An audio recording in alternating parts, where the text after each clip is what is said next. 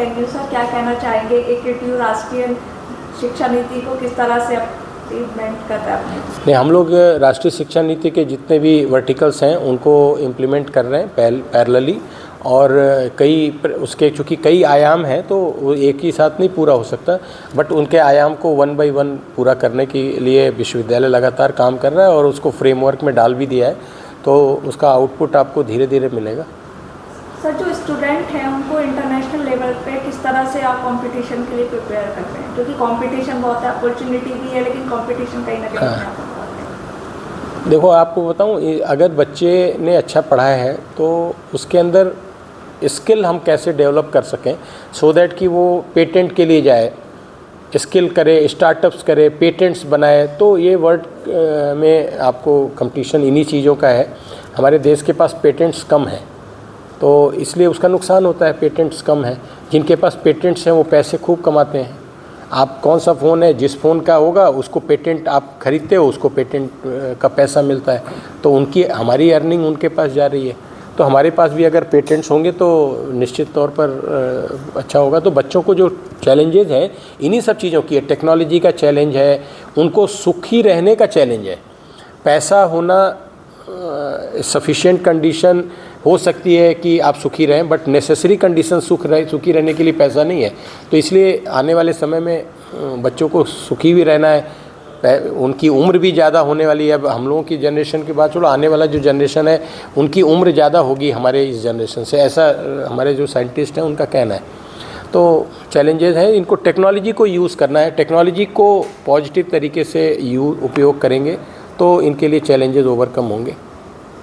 Sir, NEP आने के बाद यूनिवर्सिटी में जो रिसर्च का फॉर्म है उसको किस तरह से बढ़ावा मिल रहा है, क्या बदलाव आए? बदलाव ये है कि NEP के आने के बाद हम जो रिसर्च करा रहे हैं वो सोसाइटी की जो प्रॉब्लम्स हैं, जो इंडस्ट्री की प्रॉब्लम्स हैं, उन पर रिसर्च करा रहे हैं। केवल रिसर्च करके थीसिस सबमिट करके PhD डिग्री लेके कोई फ़ायदा नहीं होने वाला है। मैंने आपको पहले बोला कि आपके पास स्किल क्या है, पेटेंट क्या है। अब आपने रिसर्च पेपर पब्लिश कर दिया, उसका कॉमर्शलाइजेशन, मोनेटाइजेशन नहीं हुआ तो आपके लिए बेकार है।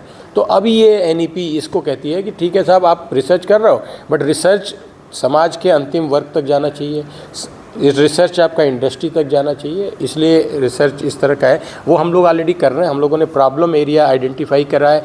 अभी यूनिवर्सिटी ने एक AI पर हैकाथॉन करा है। 400 के करीब हमारे पास आइडियाज़ आए थे, उनका एक हैकाथॉन करा है। उसमें हम लोगों ने 5 बच्चों को प्राइज़ दिया। तो सभी पूरे उत्तर प्रदेश के बच्चे थे, सभी संस्थाओं से आए थे लोग। तो ये अभी आने वाले समय में होगा, उनका जो आइडिया है वो मोनेटाइज होगा, कमर्शलाइज करेंगे। सर देखिए, गवर्नमेंट स्टार्टअप कल्चर को बहुत फोकस कर रही है।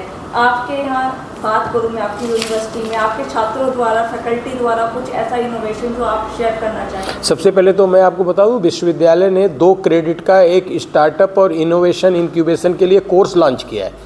हर लड़के को पढ़ना है। 2 क्रेडिट उसको 1 साल में पढ़ेगा, 4 में 4 क्रेडिट का 8 क्रेडिट उसको मिलेंगे। उसको सिर्फ ये देखना है कि इनोवेशन कैसे किया जाता है, इंक्यूबेट कैसे किया जाता है, हम स्टार्टअप कैसे खोलते हैं, हम सेक्शन 8 कंपनी कैसे बनाते हैं, सेक्शन 8 कंपनी कैसे चलती है, बैलेंस शीट कैसे बनती है, ऑडिट कैसे होता है, ये सारी चीज़ें वो 4 साल में सीखेगा। तो एक इकोसिस्टम डेवलप कर रहा है विश्वविद्यालय।